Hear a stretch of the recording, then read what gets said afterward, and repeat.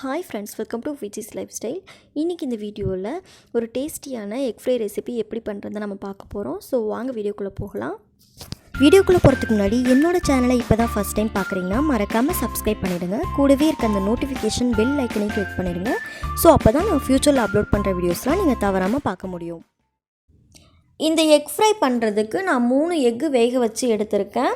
இந்த ஒரு பேனில் 3லேருந்து 4 ஸ்பூன் அளவுக்கு நம்ம ஆயில் ஆட் பண்ணிக்கலாம். ஆயில் நல்லா ஹீட் ஆகட்டும். ஆயில் நல்லா ஹீட் ஆனதுக்கு பிறகு இதில் நம்ம ஆனியன் சேர்த்துக்கலாம். நான் 2 பெரிய வெங்காயம் நீல வாக்கில் கட் பண்ணி எடுத்திருக்கேன். ஸோ அதையும் இதில் சேர்த்துடலாம். இந்த வெங்காயம் நல்லா வதங்கணும். ஸோ இதை கலர் சேஞ்ச் ஆகிற அளவுக்கு இதை ஃபஸ்ட்டு நம்ம வதக்கி எடுத்துக்க போகிறோம். வெங்காயம் நிறைய இந்த இதில் சேர்த்தோம் அப்படின்னா அந்த எக்கோட அந்த வறுவல் பார்த்திங்கன்னா ரொம்ப டேஸ்ட் கொடுக்கும். இப்போ வெங்காயம் நல்லா வதங்கிருச்சு. இது நல்லா வதங்கினதுக்கு பிறகு இதில் நம்ம தக்காளி ஆட் பண்ணிக்கலாம். நான் மீடியம் சைஸில் 2 தக்காளி எடுத்திருக்கேன். இது தக்காளி சீக்கிரம் வதங்கிறதுக்காக கொஞ்சமாக உப்பு ஆட் பண்ணி இதை நல்லா சுருண்டு வர அளவுக்கு இந்த தக்காளி வெங்காயம் நல்லா சுருண்டு வர அளவுக்கு இதை நம்ம வதக்கி எடுத்துக்கலாம். இந்த வெங்காயம் தக்காளி இதெல்லாம் நல்லா வதங்கினதுக்கு பிறகு இதில் நம்ம மசாலாலாம் ஆட் பண்ணிக்கலாம். நான் 1/4 ஸ்பூன் அளவுக்கு மஞ்சள் தூள் ஆட் பண்ணிக்கிறேன்.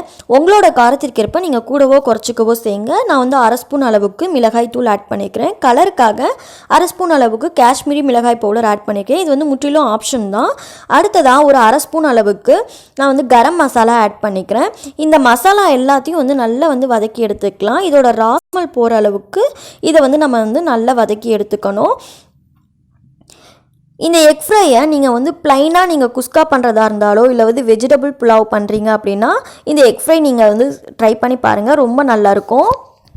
இந்த மசாலாவோட ராஸ்மல் போனதுக்கு பிறகு இதெல்லாம் நம்ம ஓரமாக இந்த மாதிரி நம்ம சைடில் நகர்த்தி வச்சுக்கோங்க. அதுக்கப்புறமா ஒரு 2 ஸ்பூன் அளவுக்கு ஆயில் ஆட் பண்ணிக்கோங்க. ஒரு பிஞ்ச் அளவுக்கு மஞ்சள் தூள் ஆட் பண்ணிக்கோங்க.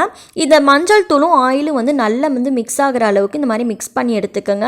அடுத்ததாக நம்ம வேக வச்சுருக்க அந்த எக்கை நான் 2ஆக கட் பண்ணி எடுத்து வச்சுருக்கேன். ஸோ அதையும் இதில் ஆட் பண்ணிக்க போகிறோம். இது எதுக்கு நான் இந்த மாதிரி ஆட் பண்ணுறோம் அப்படின்னா, நம்ம டேரெக்டாக எக் ஃப்ரை பண்ணுறதுக்கு டேரெக்டாக நம்ம இதை ஆட் பண்ணோம் அப்படின்னா அந்த மஞ்சள் கரு பிரிஞ்சு வரும். ஸோ இந்த மாதிரி பண்ணோம் அப்படின்னா நமக்கு அந்த மஞ்சள் கரு பிரியாமல் வரும். ஸோ ஒரு 20 செகண்ட்ஸ் இந்த மாதிரி வெயிட் பண்ணிவிட்டு அதுக்கப்புறமா இதை திருப்பி போட்டு ஒரு 10 செகண்ட்ஸ் வெயிட் பண்ணுங்கள்.